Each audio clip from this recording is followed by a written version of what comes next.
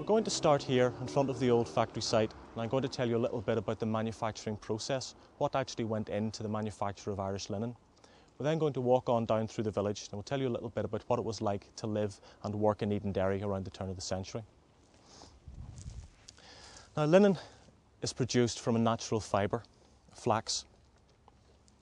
As you can see from this flax plant, it's roughly 3 feet high. This is probably slightly longer than we would like for a perfect flax plant, but nevertheless it's close. You can see the flax plant still has the roots attached, and that's because the valuable flax fibres that are within these stems extend right down to the root. So when you're harvesting flax, you don't cut it, you pull it. So the flax would be in the ground, you would bend down, grab it like this, and with a twist of the wrist, lift a handful up. As you can see, the stems are long and unbroken, which is perfect for fibre flax. The longer and unbroken the stems are, the better the quality of flax will be. Now, this flax has been grown for fibre. If it was grown for seed, it would branch at various points on the stem.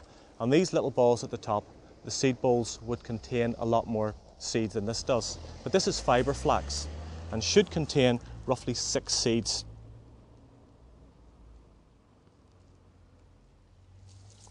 And you see the 6 seeds in my hand, small brown seeds, and there is roughly 6 of them in there. Now, the fibre itself is within the stem, and if we pull one of these stems out,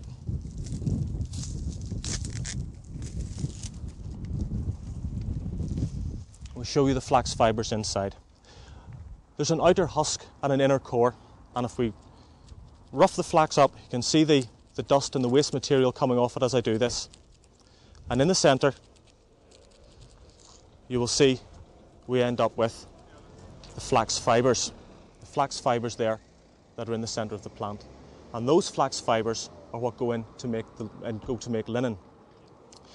Now, the flax plant itself takes roughly 90 days to grow. It may be sown around March or April time and harvested in August. Whenever it's harvested, it's pulled, it's put in flax dams to ret or to steep. After around 14 days it's taken out and a fermentation process has begun. The flax has begun to rot, and this facilitates the separation of the fibres from the rest of the plant.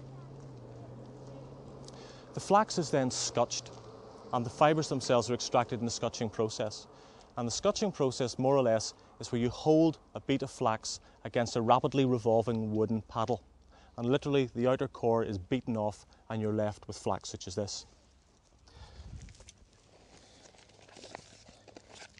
Now, we've all heard tell of young women being referred to as flaxen haired, and we have some Scotch flax here and you can see where the term comes from. I'll pass this round and let you all have a look at the flax as it goes. That flax was grown in Belgium around the 1950s and 1960s. It's a very high quality of flax, and it was manufactured for the firm of William Ewart and Sons. It does still have a rotting smell to it because of the fermentation process that took place. Now, that's the way that flax would have arrived in a spinning mill. But where we are today in John Shaw Brown's, it's a weaving factory. So the flax would not have arrived in this factory in that state. In the spinning mill, the flax would have been converted from that state into linen yarn. The process of spinning, within a spinning mill, the flax is repeatedly combed in order to straighten and align the fibres. Once they've been straightened and aligned, they're twisted and spun to form linen yarn. And it is in this condition that the yarn arrives at a weaving factory such as John Shaw Brown's at Endenderry, where it'll be converted into the linen that we all know. Again, if you'd just like to pass that around. The weaving process, very simplistically, is the overlapping or the interlocking of threads. There are vertical threads running this way called warp, and horizontal threads running across called weft. And the easy way to remember this is to say that the weft runs from weft to white, and you won't get them mixed up. The two main types of weaving. We have plain weaving, whereby the warp threads or the weft threads go over one, under one, over one, under one, and they're locked together. But by varying the relationship between the threads, how many threads it goes over and under and what arrangement they are, you can weave patterns into cloth. And cloth of that nature is termed damask. It's reputedly called damask because it was first woven in Damascus, so it does go back to biblical times. And the cloth I have here, you can see around the edge a floral and leaf pattern of damask cloth. When linen is first woven, it's a grey or brown colour, such as this. This is a tea towel woven of unbleached linen cloth. So whenever linen cloth comes off the loom, it's this colour. And it's then sent off to be bleached, dyed and finished. Bleached white, as we all know, the linen as the piece of cloth is being passed around to you now. Weaving factories could be quite dangerous places. In a spinning mill, the major danger was to health would have been the heat and the humidity. But in a weaving factory we had an additional danger, the shuttle. Now the shuttle, the bobbin that's being passed around of yarn at the moment is inserted inside the shuttle. And this shuttle lies on a loom and it passes backwards and forwards, carrying the weft threads between the warp yarns and making the weave. We've all heard of the term the flying shuttle, and the flying shuttle was what happened whenever this shuttle left its guide rails and went careering across a factory floor.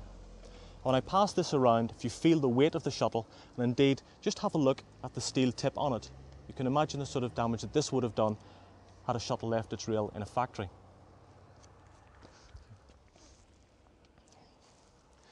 We're now going to walk to the end of the village, up to Endenderry Square, where I'm going to tell you a little bit about the origins of this village and the sort of lives that the inhabitants would have had 100 years ago.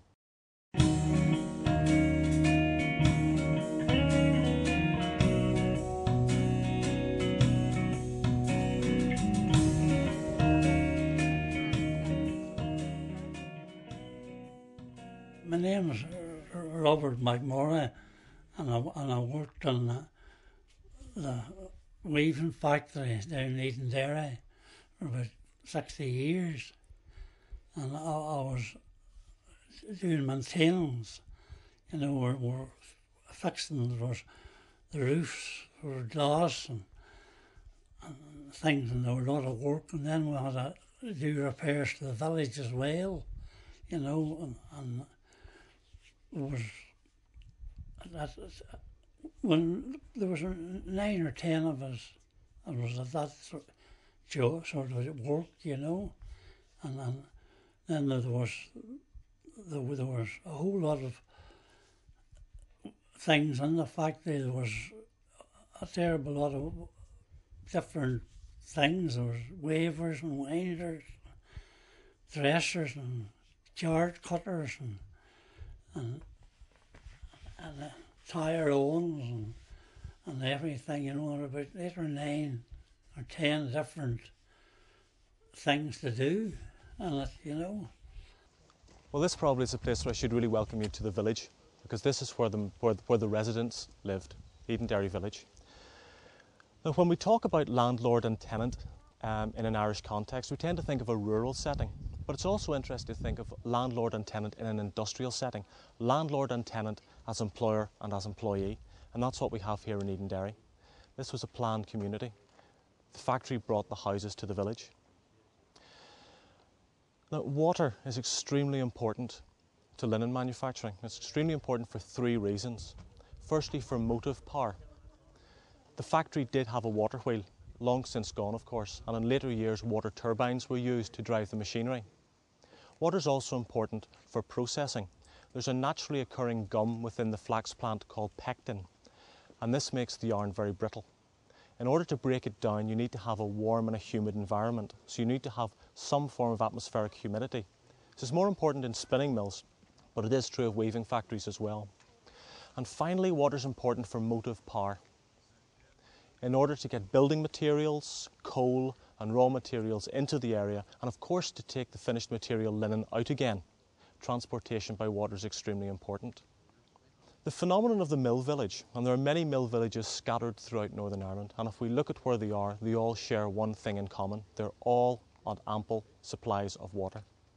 If we look at Bessbrook, Sion Mills, Coggery, Hildon, Upperlands, New Mossley, they all share a common feature. They're all sited on a river, and Endenderry is no different. The River Lagan flows just behind the tree line. And that was the reason why Endenderry village is where it is. The work on the Lagan navigation, which connected Belfast to Lisburn, began in 1756, and that opened the whole area here up to a spate of commercial and industrial development. And the first recorded business here was Russell's Bleach Works in 1780. By 1830, Russell's had changed from bleaching to corn mill, and in 1864, this land, the factory, and land extending as far as the neighbouring village of Purdysburn was bought by John Shaw Brown. I'd like to tell you just a little bit about the Brown family. Where did they come from and how did they get involved in linen manufacturing? Well, the original James Brown moved to Donaghcloney from Dublin in and around 1795. And his nephew formed a partnership in Donaghcloney with James McGee and William Little. This partnership dissolved sometime after 1860, but the split gave rise to two very important linen damask weaving factories. William Little and Sons Limited of Donaghcloney, whose major claim to fame is that they wove the Titanic table linen, and John Shaw Brown's of Endenderry. Now, when John Shaw Brown came here first, he probably started off with maybe half a dozen hand looms. But as the demand for linen grew, so did the demand for labour. And the growth and development of Endenderry village closely mirrors not only that of John Shaw Brown's, but that of the linen industry itself. In fact, the village is alarmingly typical. The first houses built here were built in 1866. And this is the first half of this row here beside us. Now, the 1860s was a period of great boom and prosperity within the linen industry. This was brought about largely by the American Civil War and the resultant cotton famine. Irish linen was used as a substitute for cotton industry, and Ireland was at the forefront of meeting this huge international demand. So the factory was founded in 1864, the first houses built in 1866. Now, the restorations of cotton supplies in the 1870s did have an adverse effect on the linen industry. Cotton clawed back some of the ground that it had lost. But the world had been introduced to linen of a high quality, and more significantly than that, it had been introduced to linen which was inextricably associated with Ireland. Irish linen had made its mark on the world market.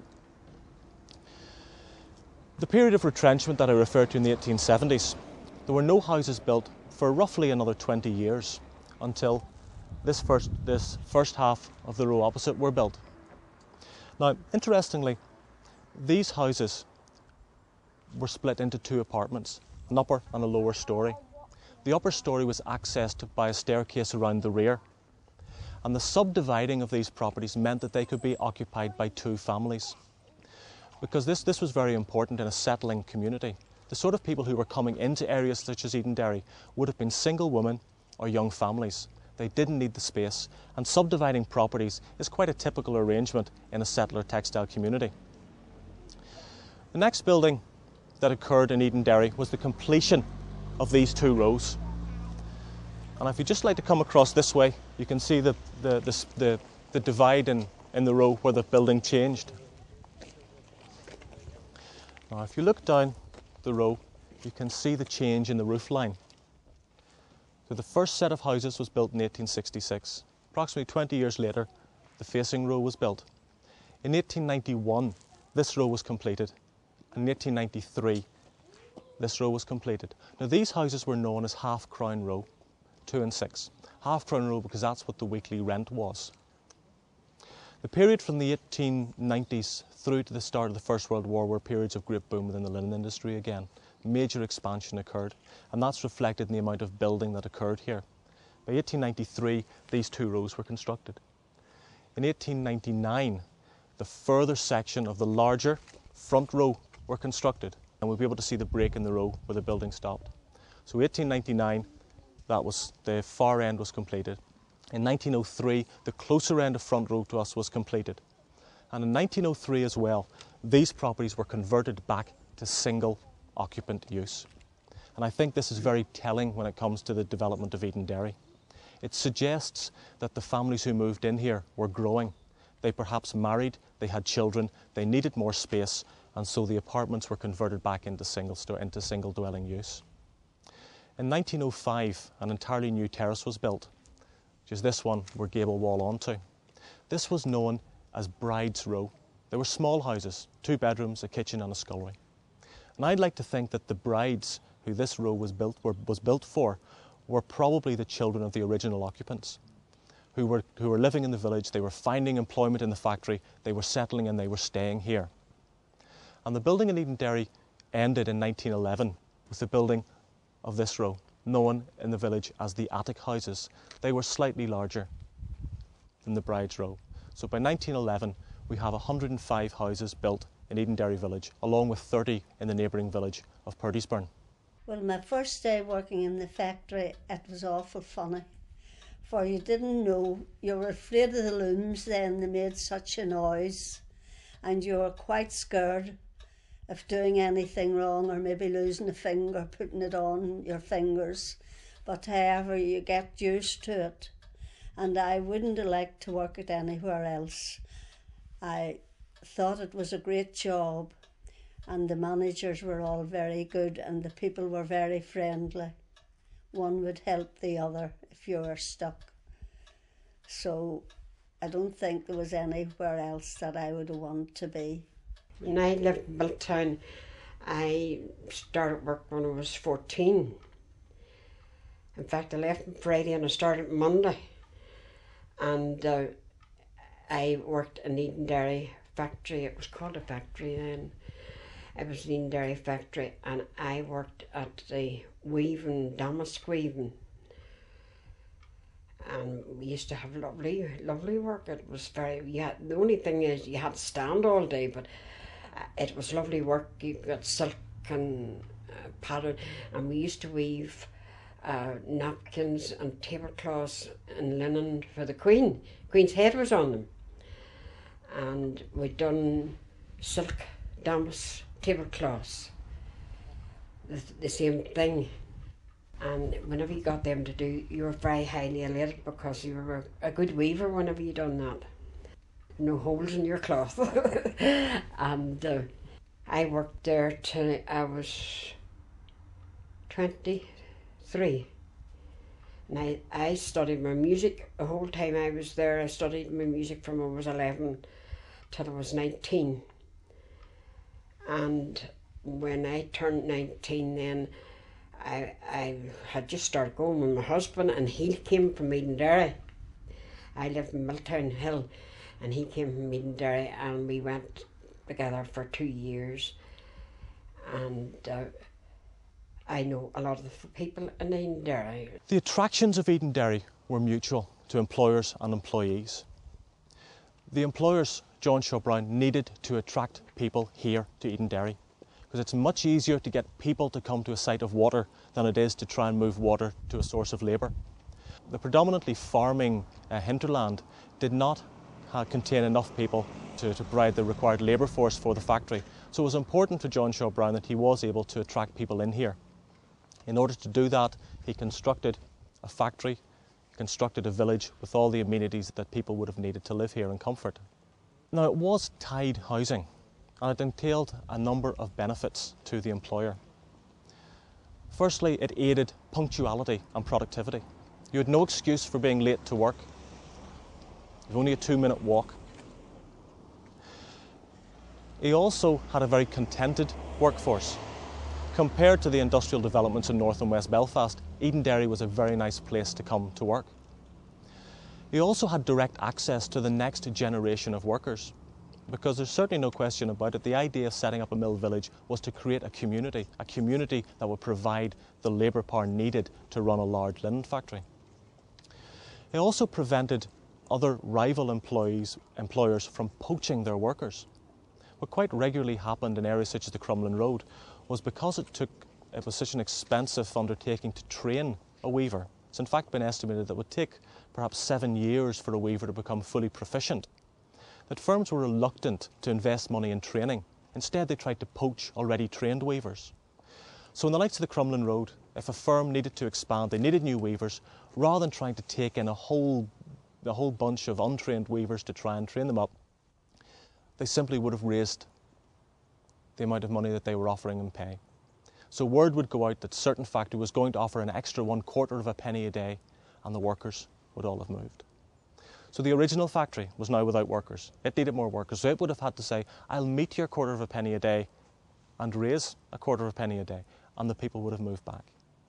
So this sort of went on, this sort of rivalry between employers went on. Now certainly the linen industry was characterised by a great degree of loyalty amongst its workers, but there was always a floating number of workers who would have moved backwards and forwards to try and get the best deal possible. That wasn't possible in Endenderry. The factory was the only major employer here, and because of the tied housing system, if you left your work, you left your home as well. And we think that it did act as a form of social control. Now, while we've no direct evidence of poor workers or disruptive influences being asked to leave, the threat of eviction from the house probably acted as a social deterrent. From the employees' point of view, why would they want to come to Endenderry? Well, why did we all come here today? It's a beautiful setting.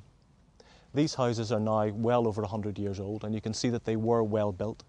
They were not thrown up in haste. No corners were cut. They were well constructed, and the workers who moved into these houses in the 1860s through the 1890s certainly enjoyed a very high standard of living. They were all very good neighbours here, and they didn't know what to do if there was sickness or a death or anything wrong.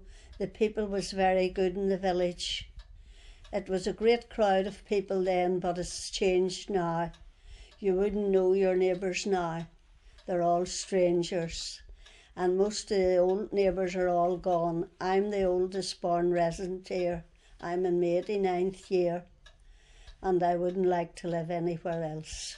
Oh, you knew everybody. If you met who they were, you knew everybody in the village, you know.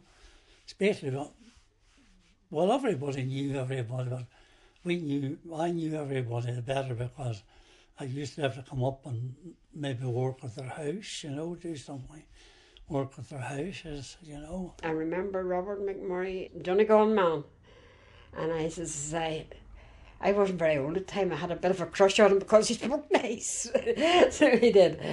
And I says, he was a very nice person, so he was. And Sadie, Graham, I knew Sadie well, and I knew all the people right in there. Most of my life, whereas I have lived here most of my life.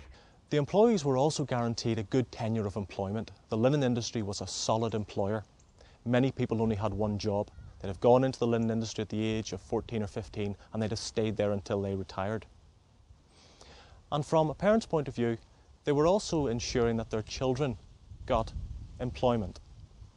They were coming to an era where they knew their children would grow up in a nice surroundings, in a decent house, with a good standard of living, and when the time came, they would have ready employment in the factory. You must remember that in the years before CVs and formal interviews, the personal recommendation of a reliable, hard-working and long-standing employee was probably the best personal reference, the best personal character reference that a prospective employer could have had. So the scenario would have run something like this. A young girl would have been leaving school, and her mother or elder sister or other female relative who was working in the factory would have gone along to the foreman and said that this girl was leaving school, is there any chance of her getting a position within the factory? This system was known as being spoken for. An existing employee spoke for a new start. She put her reputation on the line. She said, I recommend this individual will coming in. And it usually was a family member. It usually would have been a younger sister or a daughter that was being spoken for. The member of the workforce who was recommending a new worker, if that member of staff was unreliable, regularly late, quarrelsome, uncooperative, perhaps even involved in trade union activity, the foreman is going to be a little bit reluctant to take on another member of that family. So reputation was extremely important. How the firm, your standing with the firm, your reputation with the firm had a major part to play in determining whether or not you received employment. And the other side of the coin is, if the worker going along asking for employment is reliable, hard-working, punctual, cooperative, then her family will have a good reputation, will be held in high esteem by the employers, and they will have no hesitation in bringing that person on. And it also works the other way around. The person who's being spoken for, the trainee, is very, very aware that the reputation of their family and the employment prospects of future generations of their family also depends upon her behaviour. If she misbehaves in the factory, she not only risks the wrath of the employer, but she risks the wrath of her mother as well. And in areas such as this, that would be worse. The bosses, so someone was very strict too, you know, the one take no nonsense or anything out, you know. They were good. The bosses was good, but they kept beyond the control, you know. Endenderry factory, like, it was just like home to me, you know. I mean, it was just like home to everybody, because our manager was awful good to us, so he was very, very nice, so he was, and you wouldn't have been afraid to go up to him and ask him anything, and he could be firm, like, but I mean, he was a very nice man. We had very good employers. We couldn't have had any better managers. If you done your work right, they were with you. But if there was sickness or a death, they didn't know what to do for you. They all came very close in time of trouble. In the 1890s, when these houses were built, the rent was 2 and 6. That rose to 3 and 6 in the early 1900s, early 20th century. And in 1906, it's been estimated that the average wage for an adult woman worker in the linen industry was 10 shillings and 10 pence a week. Now the rents were deducted directly from wages every Friday afternoon. So whenever the worker got her pay packet, the rent had already been taken out. She'd have brought that pay packet home and given it to her mother. She may have been given a couple of pence as pocket money to spend as she wished, but that money would have gone directly in to the household kitty. Now in 1901, women and young people in the linen industry worked a 56.5-hour week. They worked from 6 to 6 or from 7 to 7, Monday to Friday, and they worked from 6 to 1:30 on a Saturday. In 1901, the minimum age of employment, was raised to 12. From the age of 13, a young person could work full-time. But Endenderry had its benefits. Certainly Endenderry was a pleasant place to live and a pleasant place to work. A lot of mills and factories had hooters that were sounded to rouse the employees in the morning. Endenderry didn't have a hooter. Endenderry had a bell. You're in a semi-rural, tranquil area, and also the bell will have a much shorter range than a hooter would have done. And because of this shorter range of a bell, we know that the workers, not only within a quiet area, but they were clustered in an area as well. They were much more tightly knit than perhaps would have been the case in somewhere such as the Crumlin Road or the Falls Road, where people would have had some sort of distance to travel to work every morning. There was a bell down there at the factory, and they used to ring it about 7 o'clock in the morning for to waken the people, let them know it was time to get up. So then I'd rung then again at 8 o'clock for the people to go to work. Then at dinner time it was the same. You got a half an hour dinner time. And they rung it again about 1:30. You had a bell. If you weren't done the time, they took so much off you, your wages. They were very strict. We weren't very old at the time, and there was no buses, no nothing. I said you had to walk it every morning to work and be in for 8 o'clock, punch your time and get started. And whenever you came out at night, you had to punch your time out and walk home after working all day.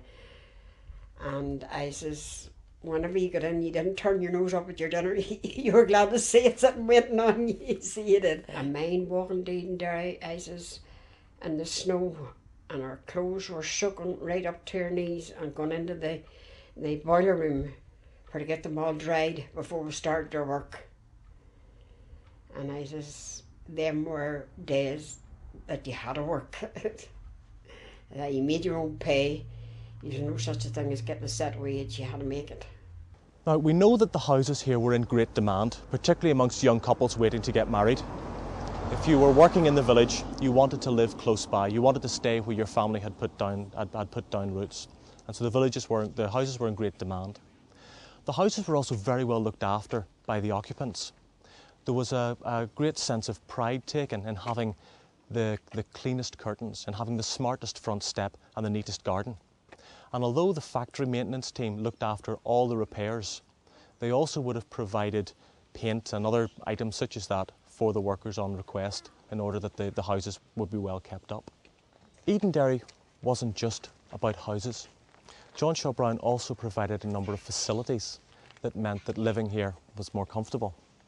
In 1902, a gas house was built by the factory, and initially this only provided heat and lighting for the factory itself, but in 1908 these supplies were extended to the village.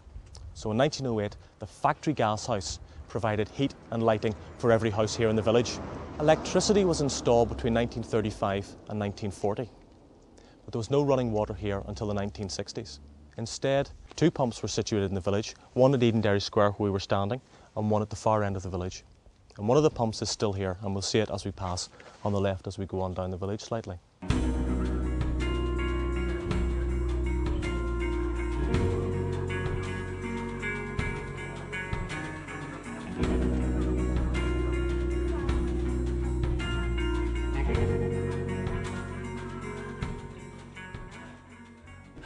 There are big changes in Endenderry now here. See, we in them times, we in the early days, there were no water in the village. It's just pumps outside, and then there were dry toilets. You know, well then they got the water and flushed toilets, but they had no bathrooms till later years there. And then a lot of people then when they sold the houses, they got grants to fix the houses up, you see, you know, and they got bathrooms and fixed the houses all, got them. And way in years ago, the houses, they were cheap to buy, and now they're selling them away at 130, 140,000. Way in them days, you could have bought the whole village for that.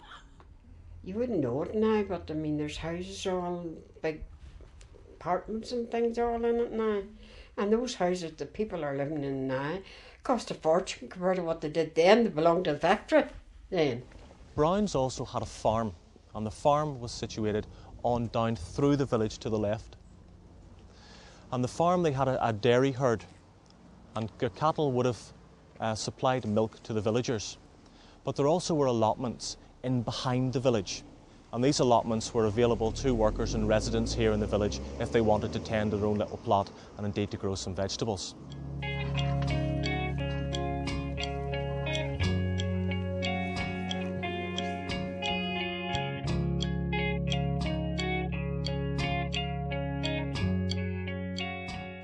Endenderry village is an isolated area, but we have to remember that it wasn't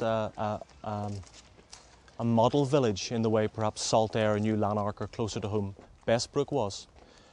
Endenderry was very much, and it was motivated by economics. John Shaw Brown needed workers, and so the village was built. But it is an isolated area, so we had to make sure that the amenities that people needed were here. And to my left, the site of these 4 houses was where the original recreation hall was. And the factory built a recreation hall there, and that became the centre of village entertainments. In later years there was a darts team and an air rifle team and a billiards table. But there was also a girl guides troupe here. And in earlier years, Ellen Kirkland, who was the wife of John Shaw Brown, taught the girls needlework.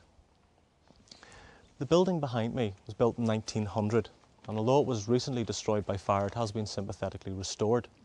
This was built as a dining room. Now, the question that people always ask us when I mention a dining room in the factory is, well, why would someone go to the dining room when their house is literally 2 minutes walk further up the road? And we think, firstly, that the Factory Act's industrial legislation probably demanded that there was a separate place provided where people could eat their lunch. And originally this wasn't a canteen in the strictest sense. It was just benches, tables and perhaps an urn where people could have made a cup of tea or coffee. In later years it did become a full canteen. In the recreation hall there used to be dances every Saturday night. And then there was the sewing class, what we call the sewing class in the dining hall. And you would have done things for across the water then for poor families. And it was a great time then. Nearly everyone, someone out of every house went to it. Good fun. Like Christmas time like that, where they used to have wee parties in the factory, you know. And we used to go down and the girls, they had give you something, you know. They always had a wee drink and a bit of cake or something. The Gospel Hall, the Children's Sunday School was in it. I says then there was they used to hold dances there too. And I says I didn't frequent them very often, for it was too far away from home for to walk there and walk home at night on your own. So it was too dark, you know, the roads. And we walked in Derry for years, and then they put a bus on for us to take us to work. So they did. Took us home again at night. It was great, so it was. The boy I married was from Purtisburn village, and quite a lot of them had boys from other places. We always had a good time when the dancing class was on, for you met people and got to know them then, and then sometimes that was a match with some of them. So we had happy times then and good times. The shop and the attached house were built in 1908, and unlike the rest of the village, it did have running water. Now the shop was owned, the building was owned by John Shaw Brown, but it was actually leased to shopkeepers. And I have had the fortune of being able to speak to a couple of the shopkeepers who worked here in Endenderry. Now the shop only kept ordinary hours, and as we said earlier, people were working perhaps from 6 in the morning to 6 at night, or from 7 in the morning to 7 at night. So how did they actually have time to do the shopping? Well, ordinarily what people did was, on a Friday at lunchtime, they'd have gone into the shop, they'd have left a basket and a list. And on their way home on Friday evening, with their pay, they'd have gone in and they would collect the groceries. While they were at work, the shopkeeper would have put everything on the list into the basket. The woman coming out of the factory also would have paid for the previous week's groceries, because it worked on a weekly credit system, and all of her purchases were recorded in a passbook. But because of for being a very tight-knit community, credit was regularly extended to people. As we've seen through our walk through Endenderry, this road doesn't go anywhere. You can't pass through Endenderry. So the factory didn't have any passing clientele. But although it didn't have a passing clientele, it did have a captive clientele. Everyone who lived in the village and everyone who worked in the factory would have used this shop on a regular basis. And the shop would have been a typical general store. Everything you would have needed, everyday purchases would have been here. But because there was no refrigeration, there were special deliveries of bread and fruit and vegetables. And the butcher came once a week, and he took the orders for the following week. So you had to know exactly what you were going to have for your dinner the following week, so you could give the orders to the butcher when he arrived. Yes, it was a very good shop. Mrs. Fields had it, and it was her that ran the sewing class, and it was a good shop. But like a lot of people just like to go to Belfast and here and there, but it's no longer there now. It's a dwelling house now. So everybody missed the shop when it left here, because you have to go to Belfast and get what you need. Lunch hall was just right beside it. We always went in there to get our lunch. At lunchtime we got tea. And I says, if you had pocket money, you went into the shop and bought buns or whatever you want, sweets, whatever you wanted. I says, yeah, they got our pocket money at the weekend. To the best of my knowledge, this is the building that the bell was on the side of. The bell was on the far side facing the village of this building. There were a number of other buildings here. The area, the flat area in front of us, was where the weaving sheds were. And the weaving sheds, and quite typical weaving sheds, were single-storey, sawtooth roof weaving sheds. We think at any one time there may have been 250 to 300 looms maximum within that village, within the factory. But this whole area is subject to redevelopment. This building certainly doesn't have a preservation order on it, and it's not listed. The white buildings with the red paintwork were the directors' offices. That's where the factory manager where the directors after the warehouse was burnt down, indeed all the administration and orders would have been processed from. And it's interesting that part of the tenancy agreement of the shop was that the shopkeeper had to cook the directors a hot afternoon meal. So all the directors were able to come across to the shop, it's a dining room upstairs, and they would have had their meal cooked for them there every day by the lady or gentleman who ran the shop. They didn't have to go into the dining room and sit at benches and tables with the rest of the workers. Although having said that, for the standards of the day, Browns were very good employers. Although the houses were tied to jobs, they did allow elderly, widowed and retired workers to stay on in them. They also had a very relaxed attitude towards the rents in the houses. If somebody was ill, they were allowed to pay the rent back at a very sort of, couple of pence a week until it was repaid. And of course, with the links between the village and the factory being so close, if you were laid off or you were unemployed, you didn't have to pay rent.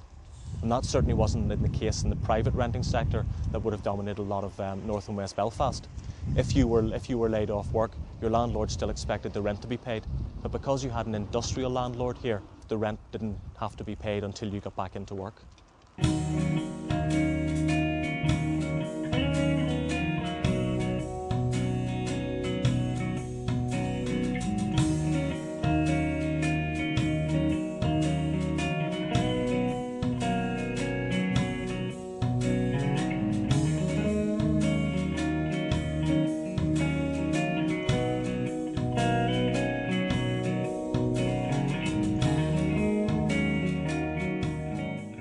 The firm provided a bathhouse.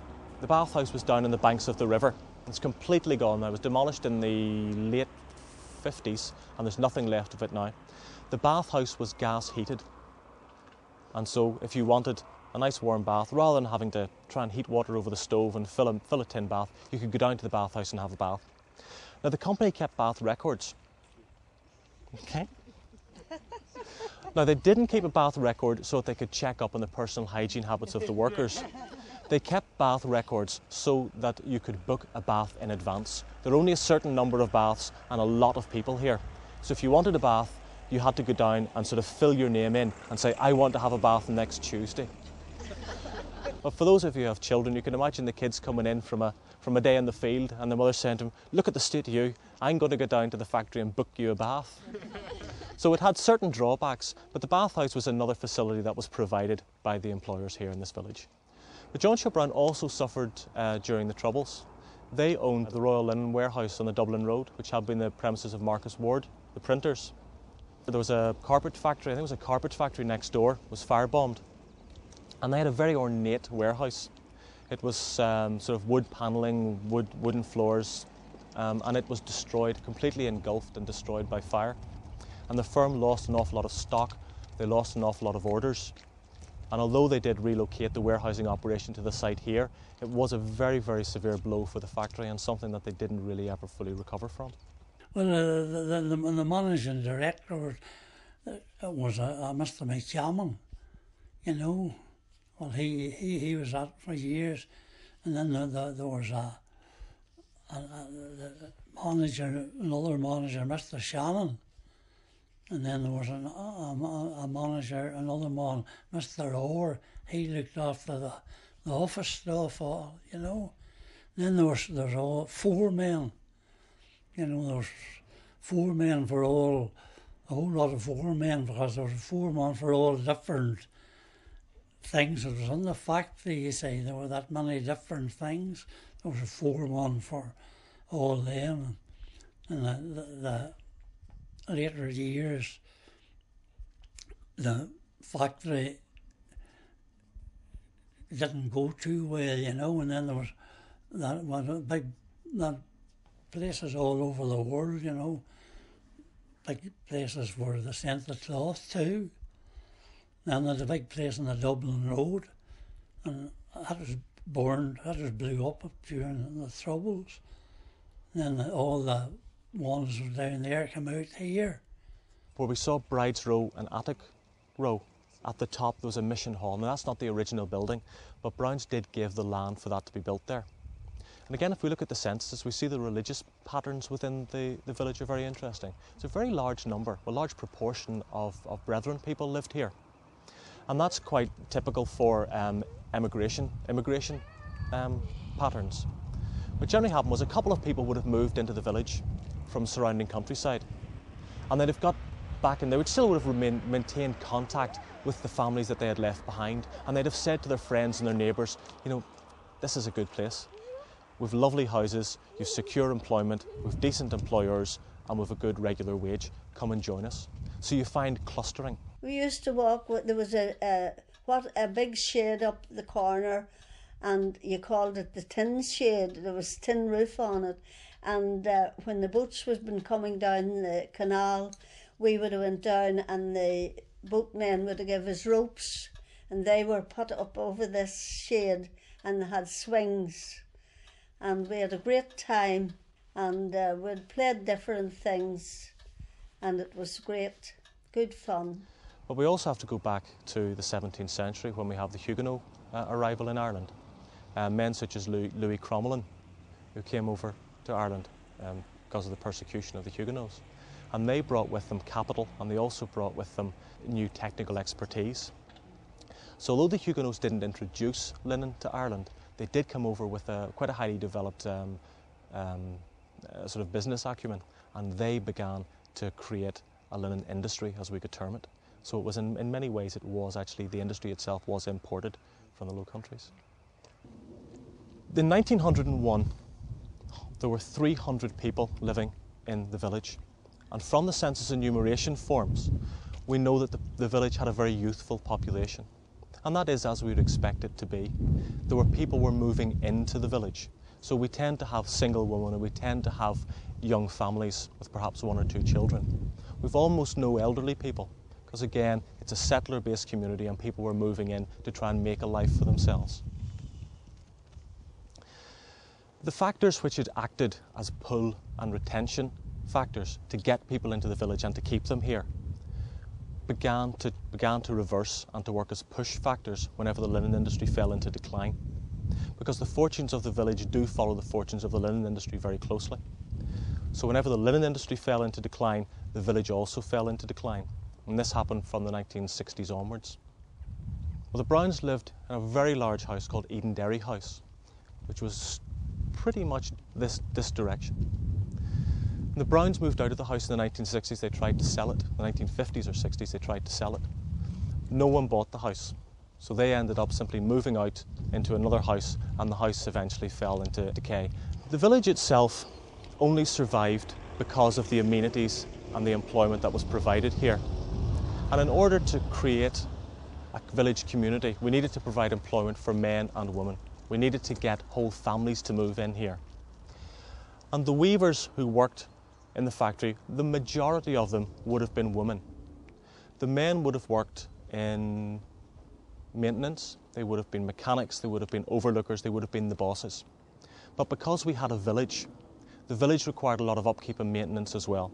So a lot of the men would have been involved in and around the village. They also would have worked on the farm in Browns, and they would have looked after general repairs. So did Endenderry work? Well, I think undoubtedly the answer to that is yes. Everyone I speak to talks about daughters following mothers and grandmothers into employment in John Shaw Browns, and over 4 generations, the factory here drew the majority of its workforce from the village. But as the industry fell into decline, by and large it was the younger people who began to move away, and in the latter years of the factory, the average age of the employee rose alarmingly. The weaving here finally stopped in 1980, and it had a disastrous consequence for the village, because the majority of people living here would still have worked here.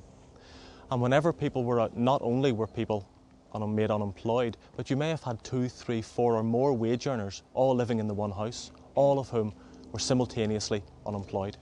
It did lie empty for a long, long time before they actually knocked it down, you know. It closed. See, when the war went over, there wasn't the same demand for cloth and things for foreign countries and that there, you know. You used to weave a lot of brown linen in it, and tea towels and things. And linen sort of went out, and I dare say that's what closed it. I mean, there's not many linen factories in Belfast now.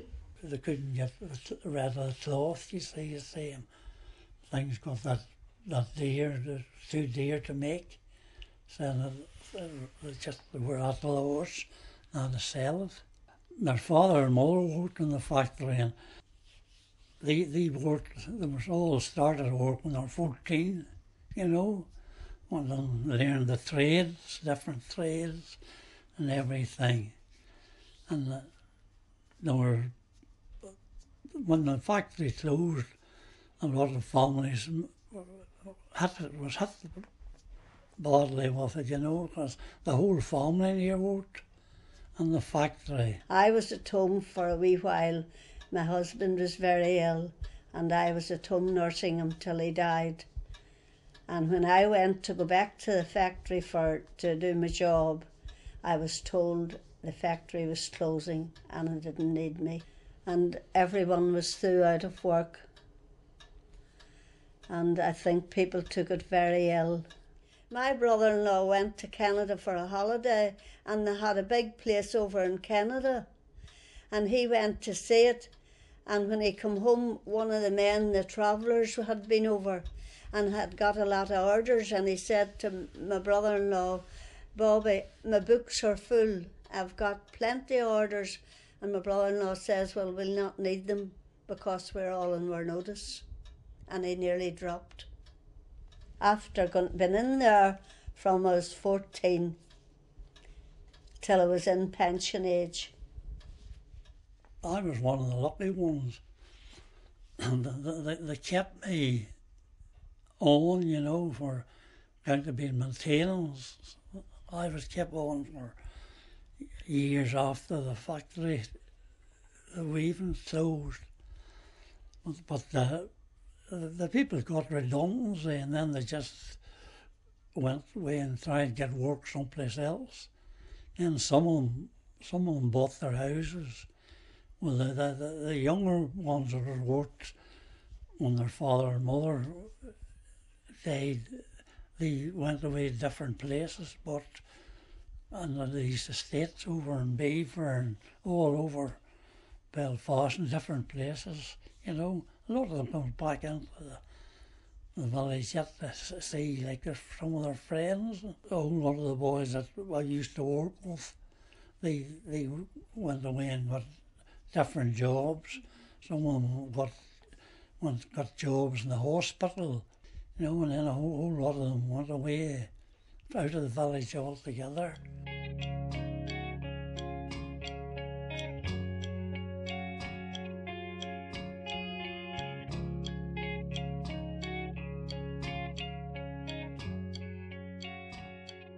With one exception, that was during the Second World War. No firm grew their own flax. The flax would have been grown by farmers. It was a cash crop. The farmer would have grown so many acres of flax, he would have grown so many acres of potatoes, so many acres of barley and wheat and so on. He would have taken that flax to market, and he would have had flax buyers, and the flax buyers would have been employed directly by the linen spinning mills, and they would have gone to market and purchased flax there. But the firms themselves didn't grow flax.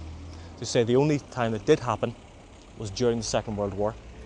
It happened during the Second World War because if we think about where the major areas of flax cultivation were, we have Russia, France, Belgium and Holland, the major theatres of war during the Second World War as well. So flax production was disrupted, flax supplies were certainly disrupted, and flax could not be brought into Northern Ireland. So they needed to grow flax. And flax, there were 3 companies were involved in growing their own flax. That was William Ewart in a place called Lisdurd in County Tyrone. There was the York Street Flax Spinning Company, who grew some in Maharafelt, but the majority was in Muckamore. And Stevenson's of Dungannon, better known today as Moygashel, they grew flax in Dungannon Park and in and around the area there as well. But linen, they required flax during the war, because although they still couldn't export flax, linen's incredibly important to the war effort. It's contributed hugely to the war effort. If you just think of the sort of things that linen would have been used for, and there's the obvious things. There would be uniforms, shirts, tents, canvas, things such as that. But there are other things that linen was used for at the time. Parachute harnesses, because it's very strong and unflexible. There's no elasticity to linen, and yet it's very strong. So parachute harnesses, now not the parachute itself, but the harnesses were made from linen. Bandages were made from linen. Linen actually has a very light, but it does have a natural antiseptic quality. So wrapping a wound in linen, even if you have got no antiseptics, it will help, to prevent infection. Linen was also used to cover aircraft wings. You may have heard the phrase, the war was won on Ulster wings, in reference to the First World War. That's a direct reference to the use of linen to cover aircraft wings. Because when a bullet goes through linen, it tends not to unravel. It just makes a hole, it'll go straight through. Oh, the noise was, you couldn't have heard yourself in it. And in the summertime it was very, very warm in it. You have these big jets at the top of the looms, and when it got by, if we were weaving linen, the heat snapped the thread, and you used to put these big jets on to keep the thread from breaking, and all you could have seen was steam all around the place, so you could. But and it was the looms themselves, when they were going, they caused an awful lot of fluff, And you used to have to brush your loom and all before you started in the morning. So you did, and then on Fridays, just before lunchtime, we got about half an hour to clean all around where the beams and all was, have everything. It was who could have the shiniest loom. Everybody had to clean their looms. You don't have left it dirty. From the day I went into the factory, I just loved the weaving. There was something about it. I could have got other jobs. I could have got a job in Murray's tobacco factory, but my father wouldn't allow me to go. And I liked the weaving, and it was a great honour to me to do that. And the tenters and the foremen and all were very good. If there was a problem, well, you told it and they would have fixed it for you. There was always so many men, you see, looked after so many machines. And you call them tenters, they fixed the looms. And Bob Murray was a tenter. And they used to come and fix the looms, so they did, whenever you wanted anything fixed.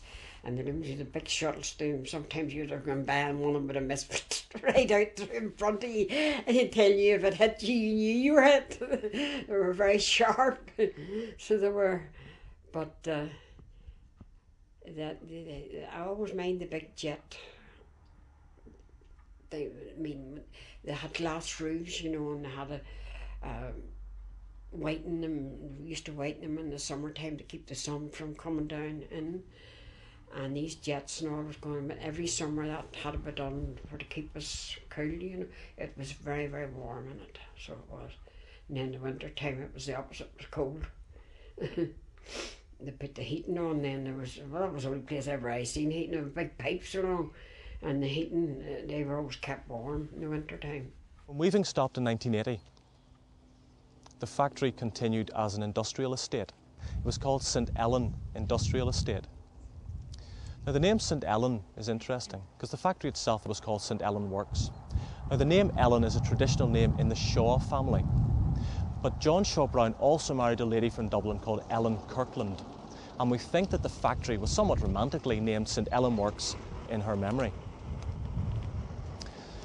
The factory then was split up into a number of different industrial units and leased out, and the factory also continued to rent houses to workers. But the ties had broken. As we said, a lot of young people moved away, the shop closed, the recreation hall fell into dereliction, and a number of the houses were boarded up. But as we can see today, Endenderry has undergone a little bit of a regeneration. The houses are now subject to a preservation order, so they can't be touched. And although the factory itself has disappeared, the village retains a lot of its character and will be here for many, many years to come.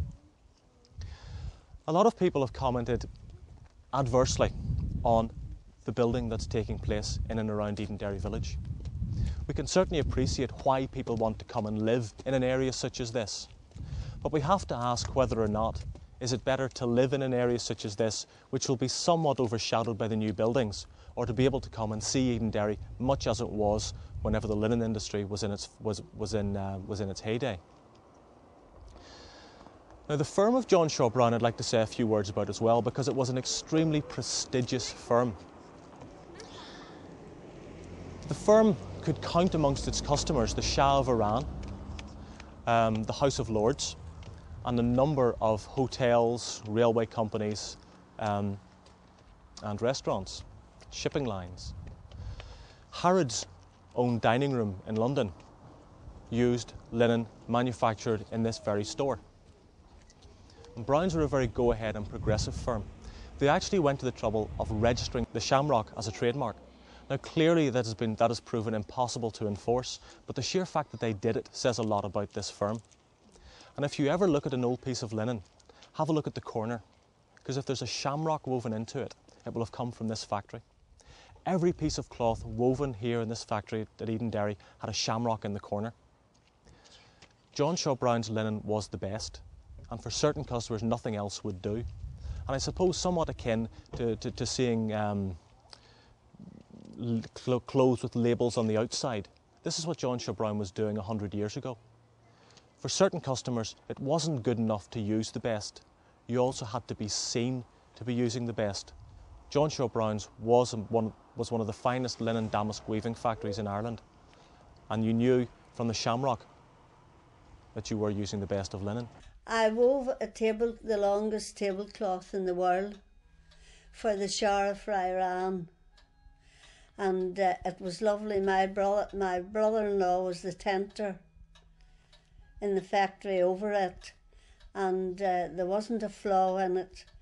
And there was two men came over and seen it when it was finished, and we had tea with them and got our photographs taken with the cloth rolled, part of it rolled out. It was the longest cloth in the world. It was the length of 3 football pitches, and it was a great honour to me to have done it. And there wasn't a flaw in it nor anything wrong with it. It was perfect. Oh, she was a great weaver, so she was.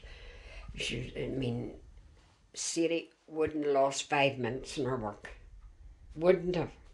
So she wouldn't. That was a foregone conclusion. So it was. But she was a great worker. She was very good. Very tidy woman. I don't know what she's like now, but she was a lovely looking girl when she was young, and she had a sister as well, and she was a weaver as well, and her mother was a weaver. So she was. My mother-in-law was a winder, so she was, and she worked till she was about 76. Well, it would have been the sort of place, I think, where it would have been extremely busy, people flooding out of the houses, all going into work at the same time. Then probably very little happening during the day, and then everybody coming back out at night. I mean, there would have been a big, great contrast there, you know, between the hive of industry and the factory, and then moving back and forth into the village. But Endenderry is an attractive village. People came to it because of what it offered to them, and they stayed. If they needed a job, they had to leave, then they would have gone. So it was the older workers, the people who had lived here during the heyday of the linen industry, who have stayed on. Endenderry's all changed now. It's not the village I was born into, because you don't know your neighbours now, and we were used with knowing our neighbours, and you didn't go out and in the houses, but if there was sickness or anything like that, they came to you very close and were very kind and good. But however, these places change, as the young ones are different now to when I was here. When the factories going, everybody knew one another, and they could go outside and talk, and knew everybody coming up from dinner time in the evenings and all from work, you know. But now there's near all strangers in the village. You fly past in a motor car and you don't know who they are, or those that don't know who we are or anything else, really, you know. Though there's someone there. You get a lot of people out walking here now, you know. And if you're walking on Saturdays and Sundays in the summertime, you get a lot, you know, and a lot of children in the village at present, you know, young children There was a while there were very few children here.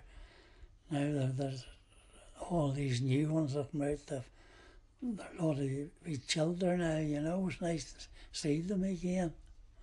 The firm in many ways was probably a victim of its own success. They were a very traditional firm.